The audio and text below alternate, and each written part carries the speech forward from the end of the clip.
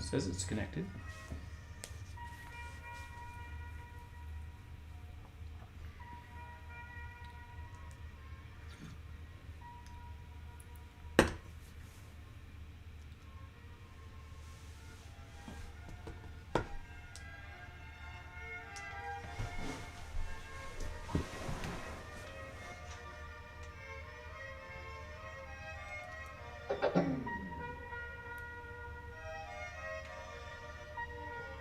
Oh, I had my phone connected earlier. To the speaker? Yeah. Turn my Bluetooth off just in case. Oh.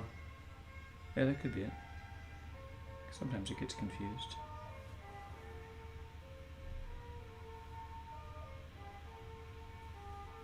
Yeah. There we go. Thanks.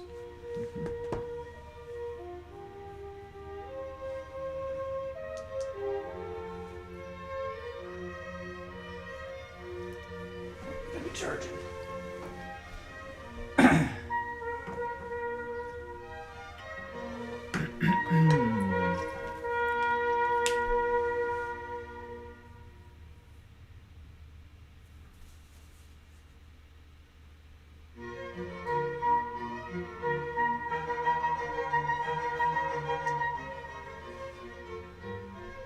Good morning, everybody. Welcome. We'll get started in just a couple minutes.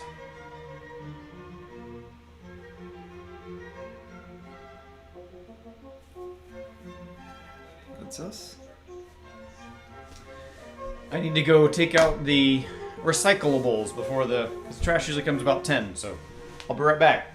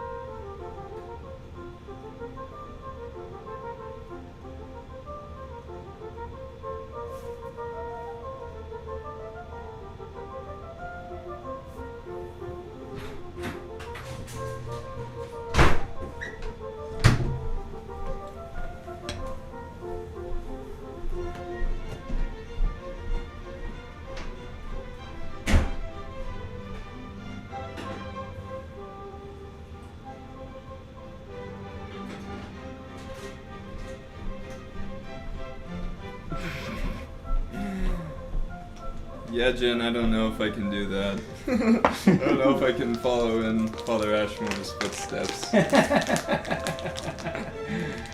Alrighty.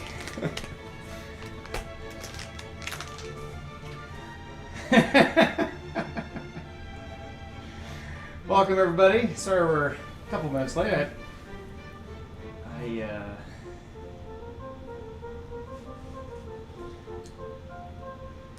I realized I had to take out the recyclables and recyclables.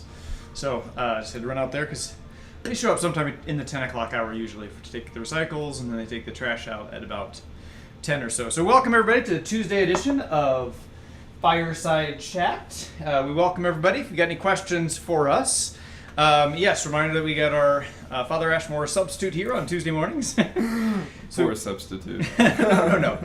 But as you said, you might be lacking on your snarky comments. So, and you got to hum along and make your snarky comments. Yeah, that's what the other guy does. So, but if you have any questions for this guy, feel free to ask them. Yes, please. We were just commenting, just as we were going live, was we both got to sleep in a little bit this morning. Tuesday is kind of my sleep-in day nowadays because Monday I'm over there for the mass and for the fireside chat. But Tuesday gets a little bit later because we have the 6 o'clock mass in the evening, and so that's kind of nice. But I was getting a little bit behind in my sleep because I was up late Friday night working on the Bible study, and I was up late Saturday night because I was freaking out about public masses again. And I get all kinds of feedback. Some people say, we're not opening up enough, or we don't need to worry about these things, and the other people say we're opening too soon. And I was just worried about all the logistics and if they're going to go smoothly. And I'm not always the best think ahead detail person that I've been reminded of a few times. To some frustration of others that I don't, plan everything out clearly ahead of time. I've done that sometimes, and then they never go according to plan. So part of me says, well, let's plan pretty well, but let's leave room for flexibility because I have all these great ideas. Here's how it's going to go. Here's the procession. It's going to go this way, and then it never happens that way. And I give instructions. This is how it's going to happen. And so I lack sometimes in my communication skills and my skills in organization and pre-planning. Those are some of my weaker areas as a priest. So, but that's what you got to deal with here at Good Shepherd. But so anyway, it was good to kind of catch up a little bit on sleep this morning because I was a little bit behind. But how are you doing there, John? I'm doing great. A little sleepy. I don't know. I'm always a little sleepy for whatever reason. But and we were talking about how yesterday, it's kind of we got at least kind of some sense of a normal Sunday, even though we don't have the evening masses put back in yet. But yeah, I think that will kind of be a kicker. I don't know. Once we get around to that, I don't know. Sundays are going to be pretty full at that point. But, right. Yeah. Sunday evening masses. I think they're good. I think they serve a good purpose, and I'm glad that we offer them. Some priests aren't particularly fond of them, but I kind of get it because you get going on Sunday morning, you got all this activity, and then you have a little bit of a break, and then you have to kind of kick it up again for the Sunday mass, evening mass. It's still Sunday. It's still Sunday. It's still Sunday till 9 p.m. within the church. I guess I don't really know how that all works, but right. So. But I think part of my things that does help me. One of the strengths that I have is my background as a theater person.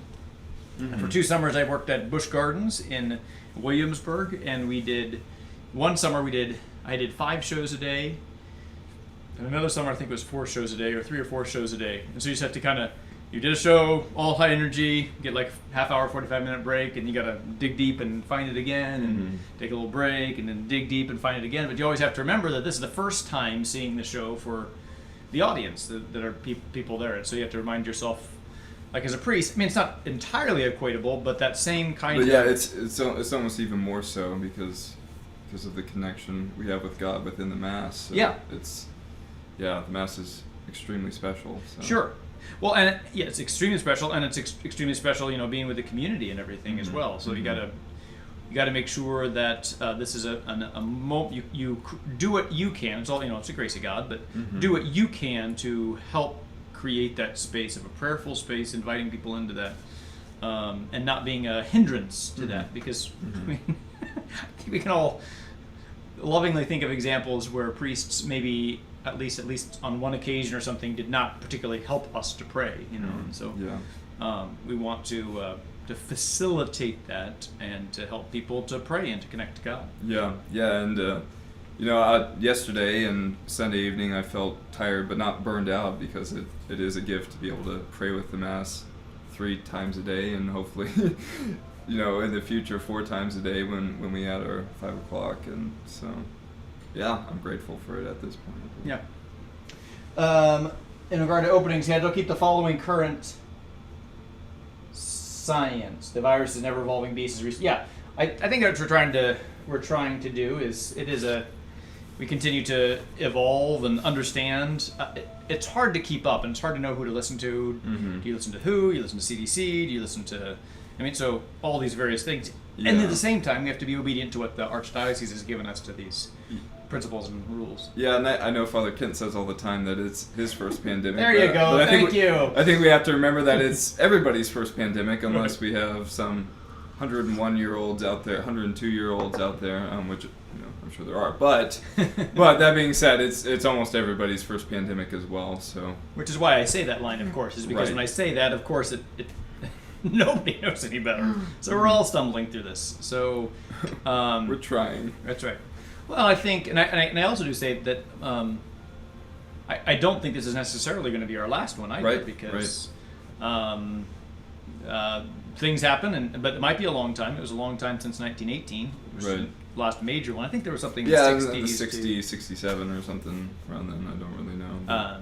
But we're all just trying to figure this out, and I think we've all learned a lot, and hopefully we'll document well. We're learning from the one from 102. That was the whole thing with the flattening the curve thing. Was the whole with the Philadelphia? Was it Philadelphia? I think that they didn't flatten the curve, and St. Louis did, and there was right. Yeah, I remember much fewer deaths and stuff. So, so we tried to learn from 102 years ago, and now maybe it'll be another 100 years till the next major pandemic. But it'd be nice. But whenever the next one is, someone at that point will look back at what we did this time and say, let's learn from that. And because it's all documented. It's all online. Everything that the church did is all online. Right. It's true. So we're all learning through this and trying to make that figure that out. Well, thanks, Cynthia. Trying to say you're doing a good job. We're trying to do what we can. So. Anyway, so I'm glad to have people back, and we will, again, the link will go live tomorrow at least this is my understanding, 12 again tomorrow to sign up for the 8 and the 10 o'clock Mass. Again, if there's a huge surge of signups, we can add the 5 o'clock Mass. We'll add the 5 o'clock, the next step we'll add the 5 o'clock Sunday, and then the next step will be to add the 5 o'clock Saturday. We could add those in the same step. We'll just kind of see how things go. Yeah. I think that some people are getting are kind of inching out and getting better. Getting better, but getting bolder, doing more things that society normally does.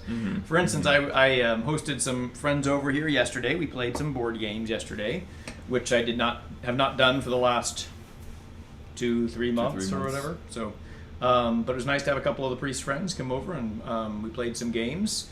Is that a little risky? Yeah, maybe, especially since we all have congregations, So, but at some point we got to start inching back into what we're doing with society. So we just had, I think there were 5 of us at a max. So we were certainly underneath. We're certainly legal, that's for sure.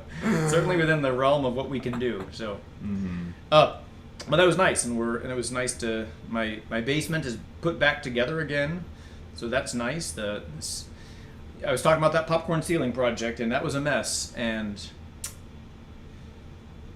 I might say it's worth it. I might now say it's Yeah, worth it. Yeah. Because at least one of the guys said, "Yeah, it's not as dirty down here anymore." I'm like, "That's nice to hear." So that's good. Yeah. Yeah. Certainly looks cleaner, nicer. Yeah, For yeah. sure, I would say. So it's nice to have those nice even ceilings. Now, the side that I never tried to paint looks better than the side that I tried to paint. So when Father Anthony Mersman, that side looks really, really pretty solid. The other side has some issues, but it's also on the more hidden side, and you really have to go in deep to find that. And you're not normally sitting in that area, so that's good. So that was nice to have people over there, and so yeah, are you doing some more stuff with family and friends nowadays? Are you where are you on that now too? Are you inviting people into your homes? That was kind of not really encouraged before, and it's still maybe kind of family and friends, and we're just trying to all figure these kinds of things out. So, what did you do yesterday? Yeah, so I actually ran home for a little bit. Good. Ate dinner with the parents. Nice. Yeah. I How also are your folks? they're doing great. Great. Not much has happened in the past week or so since I left. 2 weeks, I guess now. So they don't have much to share, but that's all right. It was good to have dinner with them again. Good. Yeah, and then I also visited the grave of a friend. So. Oh, who was that? It was my friend's mom actually. Okay. Yeah, she passed away a year ago yesterday. So. Oh, okay. Yeah. Well, that was good for you to go and make that visit. That's very nice. Where is she buried? Just Resurrection. At So Resurrection. just, yeah, Good. 5 minutes away from here. So. Yeah. Were you able to track down a receiver? No, not yet. Okay. Not yet. The home theater project will have to wait for a little bit. My dad didn't have what we were looking for. I see. So, Okay. yeah. Because we haven't really chatted since Sunday night. since yesterday morning. So. Yeah. Good. So Dina, you saw your parents for the first time since February. Graduation party, excellent, great. We're trying to actually plan for our graduation at the school, and I think I'm gonna have a conversation with Mrs. McGuff today. I really don't know what that looks like yet, so we'll kind of have to figure that out. One of the things I hear that the parents love the most is Miss McGuff. Ann McGuff does we have a breakfast, and I've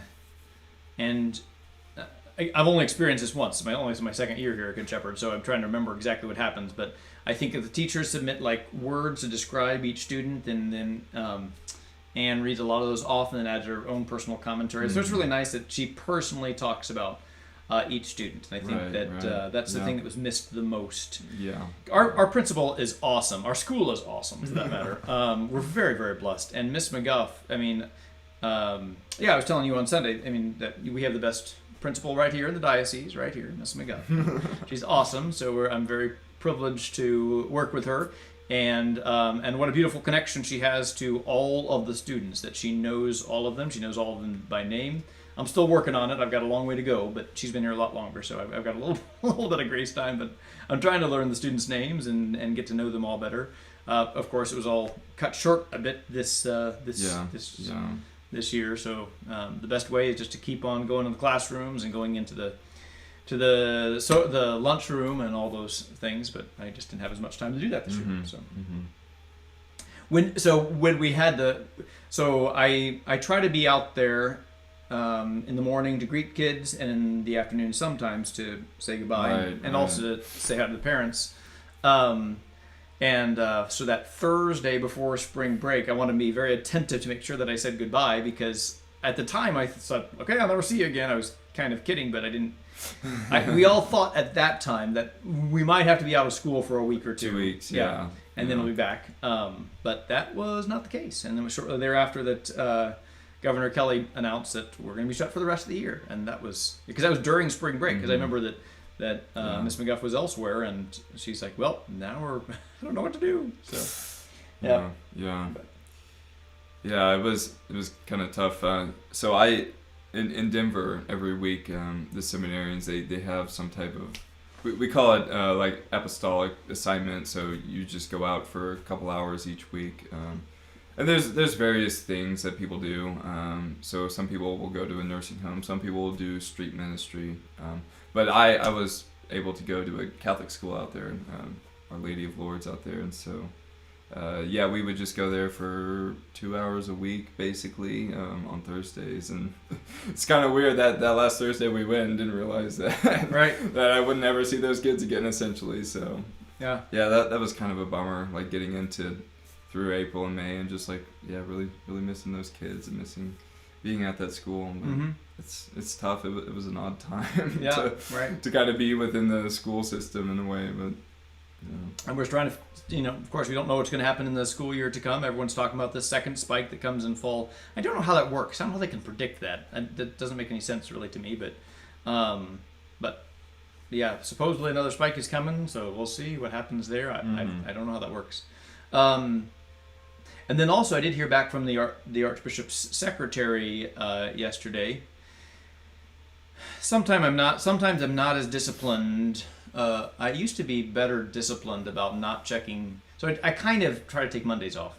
And I try to be disciplined about not checking my email and stuff, but I've gotten a little bit slack. So I checked my email last night, and I got an email from the Archbishop about confirmation, and we got some possible dates. So I'm gonna float those by some people. So end of July, early August are possibilities for the Archbishop doing confirmation here at Good Shepherd, which would be great. And so I'll talk to Miguel, I'll talk to Miss McGuff, I'll talk to Father Ashmore and others, Martha, and all those that would be involved in trying to figure out when would be the best day for us, if we've got a choice to make some plans. So that's in the works. Yeah. So people have been asking, when's confirmation? Well, we might be tentatively be able to now say in late July, possibly early August. So that's great. In a month. It'd be really nice to get these kids confirmed, because most of them are 8th graders, not all of them. We have several in the religious education program who are over 8th grade. But it'd be really nice to get that done before they go into high school, and I recognize that. So we're trying to make that happen. So, so hopefully I'll get an answer on that as well sometime soon. So that came in. So.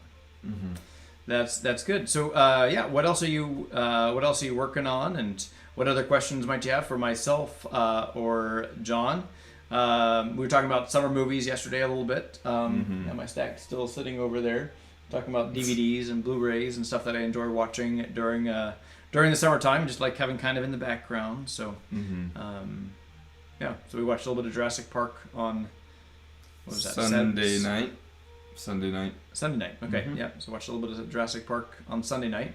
I especially like the beginning of that movie. It just feels very summery with all the theme park kind of sense. It feels very authentic to me, and I always love that. And I wasn't quite sure what Father Kent meant before we watched that little bit on Sunday, and then as we were watching it, I really understood his summer mindset with that movie. But okay, good. Well, I'm glad.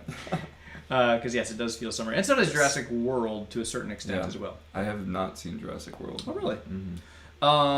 There's an interesting YouTube video about that, about why it is, it is less than what's subpar, whatever the word I'm looking for is, not as good as the original Jurassic Park, and it's not necessarily about acting or screenwriting. It's more about the way that the film is used. It was very interesting, very technical things that are beyond what I normally know, but just like the aspect ratio of how you film that Spielberg was a master of, and probably is a master of still, and the way that, because like the way that the film is like cropped or in a certain way that you can't see everything, and then it expands, that brings you more into the moment. Whereas lots of films nowadays, they have a wider view, so you can take in the bigger thing. You're always seeing everything. Right, but you can't see, you don't, but it's not as engaging. Right. It's not as scary. Right. And it doesn't seem as authentic. You feel a little bit more removed. So it was very interesting. I wish I could find that YouTube video. I mean, if I do a little bit more searching, I could find that. But, and it was comparing Jurassic, because it was, why people were saying, why does Jurassic World not work like Jurassic Park worked? And it was and part of it's the acting and the screenwriting, but part of it is the way that you film, and that has been a little bit lost in modern movies. So. Yeah, and that might be an issue I have with the new Star Trek movies. Is I just like I can't get the sense of scale, and I've seen a few episodes of the original series and Next Generation, and I feel like that's almost kind of like a common theme for me. I can't get the sense of scale for whatever reason, and I almost think that's part of the issue, especially with the J.J. Abrams movies, is that it doesn't kind of like limit your scope in a moment and then widen it to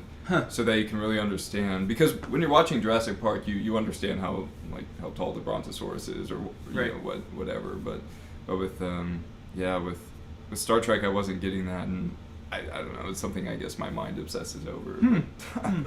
So. I mean, I still like Jurassic World. I mean, I like a good. I would still call it a good dinosaur movie. I like good dinosaur movies. Yeah. And I would call it the second best of the Jurassic movies in my mind. Yeah. And again, what I like about that movie that it does pretty well is it does have that theme park feel too. Like they have the dolphin show and they have the dinosaur petting zoo. Thousands of people walking around. Yeah. So it's kind of like what was Jurassic Park supposed to be. Jurassic World does that because it's got people there and everything. So there are a lot of aspects that I really like about Jurassic World. Yeah. Enough to have it to be a good summer movie, but it's also a little bit too angsty. I was talking about angst yesterday. So it's more of a fall movie. Well, it starts off in winter actually because they fly down from wherever they are into the south. Oh, okay. Which is to the island, so it makes perfect sense. When do people go on like cruises or whatever? Well, they go in January, February. So it starts off at kind of Christmas time, and then the kids come. But then the kids are all angsty about their parents getting a divorce and all this. And okay, fine. I mean, I know it's real and everything, but can we go back just to having dinosaurs walking around? So there's just a little bit of like those scenes are a little. I don't know. They're unnecessary for me for what I'm looking for in this kind of movie. So I supposedly I guess it's meant to make the whole thing seem more real, but I don't know. Right. Right. The favorite part when the lawyer gets eaten. Yeah. Well. Yeah. You two were supposed to support me, and all I've got is the blood-sucking lawyer. But it was funny too when the girl, talking about that's a CD-ROM, an interactive CD-ROM. So cute. I was sharing them with also one of the reasons I have a fondness for that movie is many of us might remember how amazing that was when it came out and just was really groundbreaking. It was the first of like. I mean, it seems dated now, but the computer animation at the time, and I think it also has to do with like I think that when you convert from like film to even DVD, it shows more of the imperfections. Yeah, I would agree with that. Whereas on a film, would kind of gloss over. It's all a little bit fuzzier, I think. Right. Not as crisp and clear. Right. So when you're watching in the movie theater, at least when I watched in the movie theater as an 18-year-old, I was blown away. I couldn't tell the difference between the animatronic dinosaurs and the computer generation. Yeah, but I would say that it stands the test of time more than even more recent movies like Star Wars Episode 2 Attack of the Clones. There are just some awful CGI scenes in that movie. But Jurassic Park, at least from what I remember and what I saw Sunday night, it kind of stands up. And I think it's because there's a good mixture of practical effects and digital effects. That was the other thing this YouTube article was talking about, was that you got to have that balance. If you overdo it on CGI... But I was also saying, and maybe it was an episode here, that when you have a new tool, you play with it. Right. Yes. So, yes. Yeah. And George Lucas is doing in the prequels, and that they're going to suffer the test of time for it. But so too does the music from the '80s. Let's do all electronic and see what that happens. And some of that early stuff really kind of does not stand the test of time very well. What else I was going to say on that? Just it was neat going to that movie as an 18-year-old. yeah. I just graduated from high school. I went with my dad. We didn't go out to the movies all that often, but just my dad took me to the movie with my younger brother, and it was just a great experience. You know, that's kind of in that whole mix of I can think back to just graduating from high school, going with my dad and my brother to the movie theater on a hot summer day, nice, relaxing, cool. We were talking about that the other day. I really wish that going to movie theaters were an option right now. Yeah, It's a great thing to do on a summer day. So absolutely. let's see here. Carly was saying your student interactions at Catholic schools are so important. Great. Thank you. I appreciate that. We are trying to be approachable and reachable and try to be there as much as I can. Sometimes I lament that I can't be there as much as I want to, and I do try to give space for Father Ashmore as well, because that's a blessing that a associate really can and should do. He should be making those connections, and so part of the role of pastor. I mean, it's kind of like a teacher and a principal, right? A teacher has more connection with her kids individually, and a principal is by nature sits in an office few steps removed. Now, Anna's out all the time, but there are administrative things that we have to do, and I can't just go hang out with the kids all day like I used to be able to do as an associate pastor. So I really want to give Father Ashmore that space to do that as well, and I want to be there too. But part of my role also is doing administrative stuff and those kind of things behind the scenes that is more proper to my role as pastor. And be there as much as I can, but also making sure that Father Ashmore can be there as much as he can as well. So, that's good. So, any other questions or things that you have going on? Do you have any objectives or plans or things for the summer that you'd like to wish list? Sometimes I make up okay, I'm going to do this. I'm going to clean this, or I'm going to work on this project, or I'm going to get this done, or I'm going to read this book, or I'm going to finally, watch this television series, or listen to this audio book, or I do that. I often have summer projects that I want to do, or Christmas time projects. When I've got a little bit of a break, what am I going to do? Do you have any things that are on your wish list of things to do? Yeah. So I'm trying to read 2 books, or trying to finish 2 books. The first one is Two Towers, Lord of the Rings. I'm about halfway through that one, so I think that one's really attainable, because I only have about 100 pages left on that one. But also I'm trying to finish Brothers Karamazov, so I'm about 200 pages into it.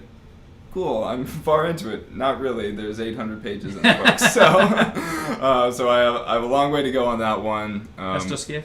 What? Who is it? Dostoevsky. Yeah. So far, it's super good. It's a lot about the Russian Orthodox Church. Basically, like this guy, he kind of enters into monastic life, but he has to face issues with his family and with his father, and super good so far. Looking forward to continuing it. So those are my 2 big projects. I feel like I had other things that I don't remember, but very good. Yeah. So what do people have on your summer project? What are you wanting to get done? What are you wanting to do, get accomplished over the summer? That'd be a good also conversation piece. I'm not sure what I have. I still need to do my. There's this great program called Called and Gifted, which I have signed up for, which I have purchased, which I just need to do the inventory. I haven't got around to doing that yet, so that's on my goal. But I'm also, I'm spending a lot of time this summer reading the Bible, which is good, because I'm doing these Bible studies, and I enjoy doing them, but they are a significant amount of work, and they are, because I not only have to refresh, they say the best way to know something is to teach it, right? So I have to refresh my knowledge about, what happens in 1st and 2nd Samuel, what happens in 1st and 2nd Kings, and you might think that I just have all this stuff sitting around in my brain, but I don't. So I can't always remember. All right, who is that character, and they appear when? And so this is good for me to refresh. So I'm spending a lot of time, but it's really good for me. I'm rereading the Bible, trying to do it thoroughly, and then putting together these classes. So that's kind of a summer project, is reading the Bible, putting together summer these classes. I'm planning on keeping that going for as long as possible. I don't know when Saturday mornings are going to become busy again. We sometimes have baptisms on Saturday mornings. Currently, Father Ashmore is able to do those, but there's going to be times that he can't, and we have quinceañeras sometimes. 11's okay. So so that's why one of the reasons I picked the 9 o'clock hour. It's pretty good. The only thing I can't quite get to is a 10 o'clock thing. But Right. I'm enjoying doing that. So I'm working on the First and Second Kings, which is it's a pretty. I don't know how I'm going to teach that in 1 hour, but to really hit just the highlights. Yeah. So. Yeah. And then we're going to go back to the New Testament. So, and then I don't know where we're going to go there. If you're watching the Bible studies, if you've got any requests of books that you'd like me to cover, I don't know. So I'm doing First, Second Kings this Saturday, and then I'm doing Matthew, and then I'm doing John. The reason I'm doing Matthew is because we're in the year of Matthew, so it's kind of maybe, and we're coming right. I put that intentionally here because we're landing right back at an ordinary time. That not this Sunday, but next Sunday, right? So, right. Because we got Corpus Christi this week, but then we're going to kind of be just reading through semi-continuously through the Gospel of Matthew until Christ the King in November. So, yeah, and I think the weekday lectionary, I think we're on Matthew right now as well. Is that right? Yeah, we are. So we are. I don't know how long that will go, but yeah. So we go. I think it's Mark, Matthew, Luke. Is that what we do? I'm not sure. So not sure we do segments, but it must be that because we're only in chapter 5 of Matthew right now because we're in we just had the Beatitudes yesterday. So Sermon on the Mount. So there's a lot of Matthew to go. Yes. Yep. And then the Gospel of John. I was going to do that earlier because we were doing a lot of that in Lent and Easter, but just the schedule didn't allow for it. Yeah. And then I thought I'd do the letters of John. So I have taught. The only one I've taught before is Matthew, and so I have to really review the others of how to teach those, and then put together like a PowerPoint kind of thing. So, yeah, Lord of the Rings. I read the Two Towers. I think I finished it. I think I started into Return of the King, and I said I can't do this anymore. So, some people love them. I know it's heresy for many people to say that I prefer the movies, but I do. The movies are pretty good, and they don't take hours and hours and hours to read. I still take hours and hours and hours to watch. That's true. I don't like the director's cuts either, because those are like 6-hour movies or whatever they are. It's like, okay, let's just hone in here. No. All right. I know. I have a minority opinion here. I know. But, all right. oh, those are fighting words, I guess. Well, yeah, my criticism of the books is here's how I read them. Okay, let's go on a little walk. Oh, now let me describe this tree. Okay, let's have first breakfast, and then let's sing an elven song, and then we'll walk a little bit more, and I'll describe the meadow here, and then we'll have another breakfast, and then we'll go and we'll sing an orcish song, and then we will go. First of all, they would not sing an orcish song. Second of all, I what can see that what I'm hearing, skin. I'm going deeper and deeper. What I'm hearing is that Father Kent cannot appreciate beauty. That's what I'm hearing. That is my honing in of his honing in of Lord of the Rings. Things just got real in here. I mean, maybe I'll have to read them again. I just found them to be, a lot of names, a lot of things. I got really confused, and I'm like, what's going on here, and who is this person, and yeah, but in all seriousness, like Lord of the Rings, they are books written, or it is a book written for beauty, for really just like receiving what Tolkien has to say. And I think you do have to read them with that mindset. Sure, if you go and think I'm going to read an adventure book, don't think that. Read The Hobbit. Okay, maybe, yeah. That's fair. Yeah. I think that's what I went in thinking. I'm like, oh, it's going to be swashbuckling and all this stuff. Or not. Yeah, because The Hobbit very much so is that, I think. But, yeah, sorry. Yeah, that's okay. Yeah, but yeah, maybe I have to give him another read. But yes, Call of the Gifted. Oh, good. I'm glad. Carly, I'm glad that you're doing that Called and Gifted. So I want to do more there. And teach Sebastian how to ride his bike without training wheels. All right. Nice. It took me forever to learn how, so. Carly is feeling left out of the... So, Lord of the Rings, they... feeling left out of the Lord of the Rings bandwagon. Oh, I'm sorry. Let's see here. If there are stereotypes of priests and seminarians, Yep. it would be yay Tolkien. Yeah. So, Yes, many of my seminarian brothers, we love Lord of the Rings, and so I think it taps in particularly, not to be too stereotypical, but somewhat stereotypical, into a male 20s, 30s theological, philosophical mind. yeah, I think that I would say so. I that think that's fair. is how those are the biggest fans. So, I mean, it's a broad stereotype. I'm painting with broad strokes, but I mean, a lot of my seminarian brothers and sisters, and lots of people just raved about the Lord of the Rings, and it's even gaining more and more popularity, I think, even now. So, so don't feel too bad, Carly, and maybe and that recommendation of maybe reading The Hobbit. Yeah. I guess another aspect of Lord of the Rings is that it's a very Catholic book. It is very Catholic. It's not all like a complete analogy of the life of Christ or the Gospels, but there is a lot of just like subtle Catholic theology, Catholic thinking in it as well, which is kind of, I think, why a lot of us seminarians really really like it. It's kind of a break from like reading the Catechism or something, but it's not non-Catholic as well. It's good literature that is also good. So, but Carly, I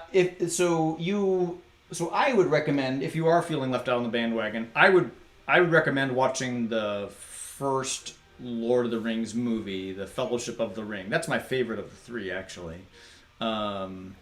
And it kind of it's uniting the team. You get to see kind of the world. Mm-hmm. If that is interesting to you, I think that's enough of a first taste that you say, I want to know more. Well, read the book. But then, of course, you have that that image of what these characters look like in your head. So that may or may not be helpful. But but that is sometimes helpful because, okay, now at least I have a frame of reference. This is this person and this is this person. Yeah. So that would be my recommendation. Do not watch the Hobbit movies, at least as a starting point. I think those are subpar. Hobbit is meant to be it's a short kind of adventure book. I think it was written for younger audiences, was the intention. Mm-hmm. And then they extended, in the movies, they made the shortest book into a 3-part movie, which is really unnecessary. But but if you're a real big fan of that world, I guess they're still entertaining. Yeah, I couldn't really get into them, but they're not terrible. Yes. But they are. I mean, I keep bringing Star Wars in, but I think the same criticism made of the prequels. They could have told the story in one movie instead of 3. I think that's a fair criticism of the prequels. But for those of us that really like that Star Wars world, like, well, the more the merrier. And same thing for the Lord of the Rings. Father, I heard that you share my theory that the prequels would be a lot better as a stage drama. Do you not? Okay, never mind. But no, I have not heard that. Father Ashmore said that you thought that as well, but maybe it was trying to send a snarky bomb through you to me. All right, well, message sent and received, I guess. But yeah, that's my theory with the prequels. I'm sorry, we're talking about movies and all this and nerdy stuff, but that's who we are. But yes, the Star Wars prequels would be better as a stage dramas because they're just overacted. Whatever. We don't have to talk about this today. That's right. Well, now that we can talk about that. We've talked enough about Star Wars stuff, but I'll talk to you. I know what he's saying now, but let me. I forgot to talk to my nieces again, so let me go over there real quick and say hi. So, hello there, Rachel and Rosalie and Laura. I hope you're having a good day. John is not in this camera right now because he's way over there. But hello there. There's his hand. He's saying hi. So I hope you're having a great day, and it's going to be so much fun outside or whatever you're going to do. I hope you have a great summer day, and I hope to see you soon. And hello to the Dryling girls. I also hope that you are well and doing all kinds of fun things today. So, back over here. So I think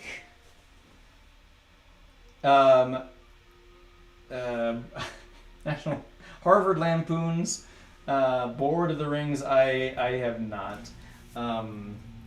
I did not see the reunion with Josh Gad, but I hear that's all the rage to do these kind of reunions, cast reunions over Zoom or whatever, and that's fun. So. But yeah, the whole Catholic imagery of power and darkness and temptation. It's there are a lot of really great themes in there, and that's why they are good reads. And I do recommend them to a certain extent. I get a little snarky with them, but if you want to read something that's not directly theological, that is a fantasy novel, but has deep spiritual themes, I think it's a good read. Yeah. So. Yeah. Now, I personally prefer the Chronicles of Narnia. They are much lighter, much lighter. They are really written for children, but I think there's a lot of they're not nearly the depth of the Lord of the Rings, but there's some really great stuff. Yeah. That was really when those movies came out. The Lion, the Witch, and the Wardrobe. It came out shortly after Lord of the Rings, and you can tell that they are kind of trying to mimic and capitalize on the Lord of the Rings popularity. And the first one, although it's very good, it does seem. It just seems a little bit smaller and a little bit subpar to the majesty and the beauty of the Lord of the Rings ones. But yeah. So I think that's all we have for today. Do you have anything else that you wanted to share, or any notes of wisdom of great theological depth? Oh no, I don't have much wisdom. So. Maybe tomorrow or maybe Thursday I can share a gem, but not today. Okay, he's gemless today, but he is because that's right. You're not going to be here tomorrow, right? Because you're gone on Wednesdays. Yeah. So. Maybe I might stop through tomorrow. I don't have any plans. Always invited, but never forced. That's my motto for him on Wednesday. My motto for Father Ashmore on Tuesday. So we have on Mondays, Thursdays, and Fridays we currently have the full cast with us. So we will tune in again tomorrow, and it'll be I think Father Ashmore and myself, and then Thursday will be the three of us back together again. So we will see you tomorrow. Thanks for tuning in, and have a great rest of the day. And what's our closing song? Closing time. Closing. Oh, DMCA. Sorry. I think we get so many notes. I think we can. All right. Closing time. I think we get 7 notes. One more.